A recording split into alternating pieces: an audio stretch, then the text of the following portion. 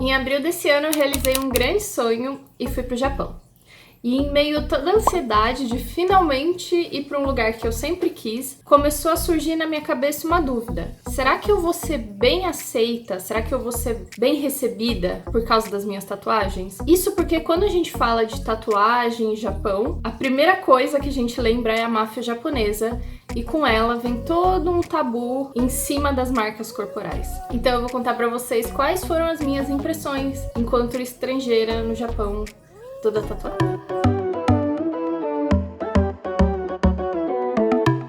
Minha viagem começou no dia 21 de abril e eu só cheguei lá no Japão, na casa do meu amigo, do dia 23. Isso porque a passagem para ir pro Japão é muito cara. E eu achei uma promoção interessantíssima, acho que menos da metade do preço, só que tinha 2 escalas entre o Brasil e o Japão, o que fez com que o voo demorasse muito tempo e fosse muito cansativo, mas eu pensei, bom, tá mais barato, eu consigo pagar, então vale a pena. Acho que assim, eu consegui ir, então eu não tenho que ficar aqui reclamando do ai, serviço de bordo, ai, porque demorou. Acho isso muito problemas de classe média, então vamos pular essa parte. Eu cheguei e desembarquei no Aeroporto Internacional de Tóquio. Porque lá no Japão tem 2 principais aeroportos, eu não tenho certeza se tem mais algum. Peraí, essa sou eu editando e eu tava dando uma conferida nessas informações e o aeroporto que eu desembarquei, na verdade, foi o de Narita, que é em Tóquio, junto com o de Haneda. Os 2 são em Tóquio. Tava dando uma olhada também e existem vários outros aeroportos no Japão que recebem voos internacionais, então esse foi um pequeno erro da minha parte.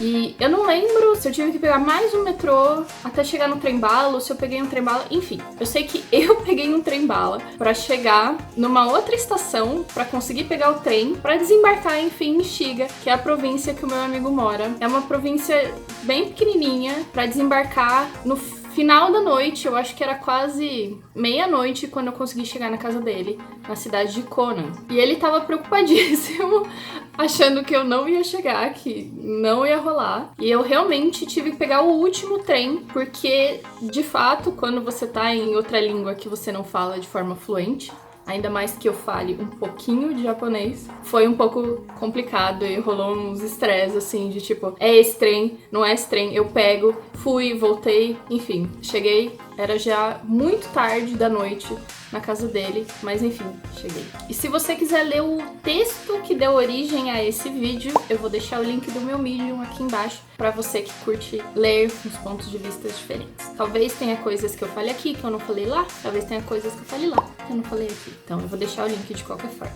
Konan é uma cidade bem pequenininha, mas é uma cidade que tem muito brasileiro. Então foi como se eu desembarcasse no Japão e ao mesmo tempo numa realidade paralela, porque eu cheguei lá e tinha muita gente que falava minha língua e tinha muitas coisas escritas em português. Por exemplo, que eu observei, tem uma loja lá que é só de comida brasileira. Então, todas as coisas que a gente come aqui, você encontra do outro lado do mundo. Muito mais caro, óbvio, mas você encontra. Tinha várias fachadas de loja que tinham, promoção, assim, tudo escrito em português. Então foi muito interessante. Eu fiquei muito, nossa, a última coisa que eu esperava quando eu chegasse aqui é ver esse tanto de brasileiro. O que foi muito legal e deu uma carinha de casa, assim, pro Japão. Como eu tava cheia de brasileiro por todo lado, não senti que a recepção, a minha aparência foi diferente. Afinal, eu meio que tava em casa. O Mitsu, que é o meu amigo que me recebeu, ele também é um tatuador e ele também é cheio de tatuagem. O que ele me conta é que a galera, como ele é descendente, então ele tem a aparência de japonês, a galera olha um pouco feio pra ele, mas que a maioria das pessoas percebe que ele não é japonês, que ele é descendente, mas que ele é de outro país, o que é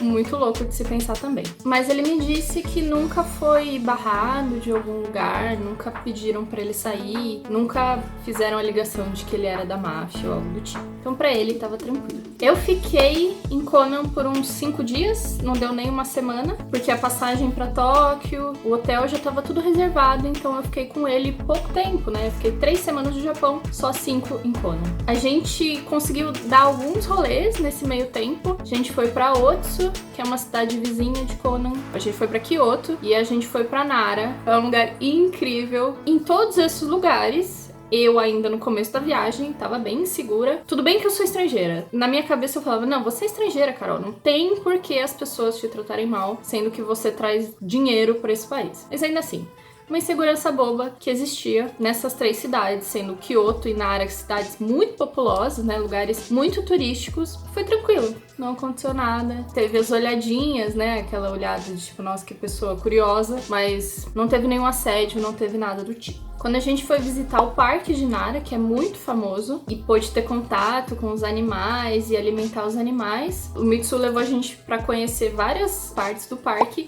e tem uma parte lá que você consegue subir e observar o pôr do sol. Foi lindo porque a gente chegou e realmente estava muito perto do pôr do sol, então a gente conseguiu ver o sol descendo e tal, foi bem legal. E aconteceu uma coisa muito curiosa, que eu fui nessa viagem com um amigo meu.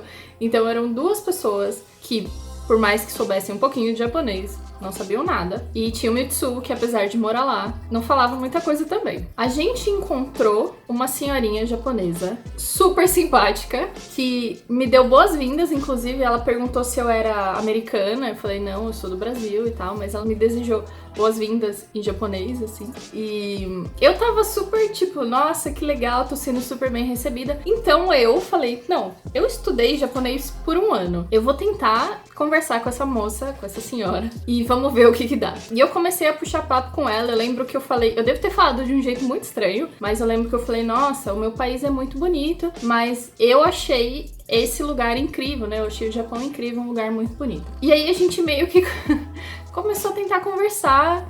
E aí ela tava falando que ela foi pra Nara tirar foto, e ela mostrou que ela tava com uma câmera, ela me mostrou algumas fotinhos que ela tava tirando, fotos muito bonitas, inclusive. Enfim, ela foi muito simpática e tava tentando conversar com a gente, apesar de metade da conversa eu não entendi. Meio que, tudo bem, não entendi, mas é legal tá tendo essa experiência. No final, a gente tirou uma fotinha juntos, tiramos uma selfie, nós 3, e ela quis comprar pra gente. Lá no Japão, tem essas máquinas que vendem bebida, tem por todo lugar, e tem bebida muito barata. Qualquer drink, assim, você paga uns R$4 por...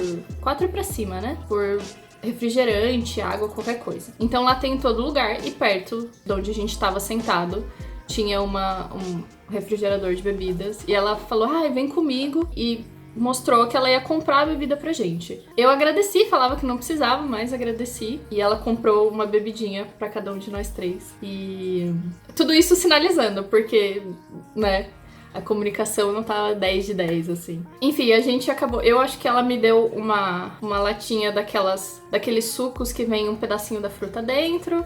O meu amigo foi uma Coca-Cola, e pro Mitsu foi uma água, uma dessas águas isotônicas, assim. Então, no fim, ela foi super simpática. E eu acho que foi nesse momento em que uma senhora, que se eu pensasse de forma rápida, eu falo, nossa, uma senhora, talvez ela seja um pouco conservadora, e talvez ela não queira falar comigo, ela não queira interagir comigo por causa da minha aparência. E foi exatamente o contrário que aconteceu.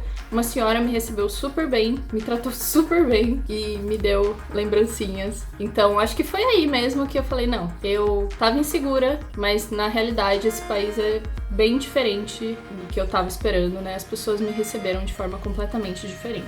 Depois desses 5 dias em Konan, tava na hora de eu ir pra Tóquio, então eu me despedi do Mitsu, peguei um trem-bala e desembarquei em Asakusa, que fica a nordeste de Tóquio capital. Asakusa é um bairro muito calminho, muito gostoso de ficar, e ali tem 2 grandes atrações turísticas. Uma é o Sensoji, que é o templo budista mais antigo do Japão, e tem também a Skytree, que é o prédio. Eu não sei se é o prédio mais alto do Japão ou se é o prédio mais alto de Tóquio, mas é um prédio altíssimo que tem mais de 600 metros de altura. E em Tóquio eu visitei alguns dos bairros mais conhecidos, como Shibuya, Harajuku, Akihabara, fui pra Ueno também. Enfim, os que eu consigo lembrar agora são esses, mas a parte turística eu fiz. E como lá tem muita gente jovem, nesses bairros mais movimentadinhos, eu não senti que eu fui tratada de forma diferente. Aí eu já tava super tranquila. E em Tóquio, no bairro de Harajuku, que é o bairro da moda jovem, assim, a moda mais descolada, eu encontrei 2 estúdios de tatuagem. Isso pensando que eu andei por vários bairros e eu não encontrei nenhum no resto das minhas andanças. Então, eu vi só 2. o que é bem pouco. Um deles era bem diferente pra rua, muito fácil acesso, e pelo que eu entendi é o que ele era meio que especializado em atender turista, né? Não era pra galera do bairro ali, não era pra quem mora lá. E os preços eram bem caros também, se eu não me engano, era 5.000 ien pra fazer uma tatuagem do tamanho de uma moeda, assim, isso é caríssimo. Então eu entrei, vi como é que era, comprei um chaveirinho, agradeci e saí. E o outro era, eu não cheguei a entrar porque ele não era de cara pra rua, assim. Eu vi a placa, uma plaquinha falando, estúdio de tatuagem. E eu entendi que era uma sala comercial em um prédio. Então eu falei, não vou entrar, não vou ir, mas sei que tem. Aí você vai falar assim pra mim, pô, mas você foi pro Japão e não fez nenhuma tatuagem lá? Na verdade eu fiz. Lembra que eu falei que o Mitsu, meu amigo, ele é tatuador? Num dos dias que eu fiquei em Conan, ele me tatuou e eu tatuei ele. Então eu tenho uma memória muito legal, assim, na minha pele dessa viagem. A gente acabou não conseguindo terminar a minha tatu, porque depois de 5 horas eu tava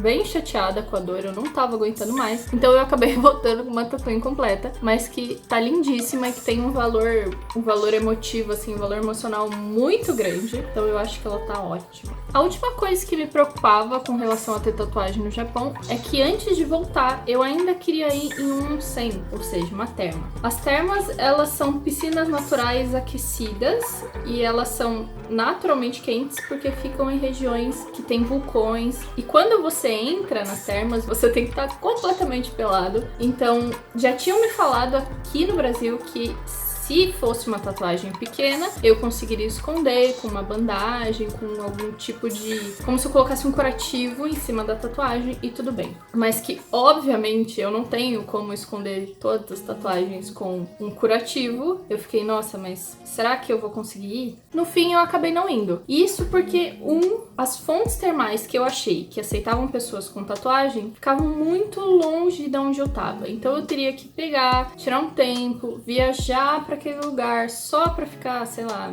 meia hora, 1 hora na terma e voltar. E aí, eu conversando com meu amigo, a gente falou, não, vamos aproveitar o tempo que a gente tem aqui, fazer as coisas que tem por perto, que é muito melhor do que gastar um monte de tempo só pra ir lá e voltar. Então a gente falou, não, tudo bem. É uma experiência que eu queria ter tido? Com certeza. Se um dia eu for de novo pro Japão, quero tentar ir? Com certeza. Eu espero que até a época que eu volte, que vai saber lá quando vai ser, que os comércios, né, que as termas já estejam muito mais abertas a esse tipo de estética, a expressão artística de cada um. Mas tudo bem, não fui, tá tranquilo. Eu observei muitas coisas e poderia fazer outros vídeos sobre como a cultura do Japão é conservadora, como eles têm essa repressão forte à identidade pessoal lá, enfim, toda a cultura workaholic que eles têm, mas nesse vídeo eu queria deixar reservado só pra minha experiência enquanto estrangeira e tatuada lá. Se você quer que eu faça algum vídeo sobre essa viagem, sobre o ponto de vista específico, explorando um tópico específico, deixe escrito aqui embaixo que eu vou dar uma lida, e se eu achar que eu tenho uma opinião que seja legal, que seja interessante sobre isso, eu faço. Então, vejo vocês na próxima, um beijão, até lá!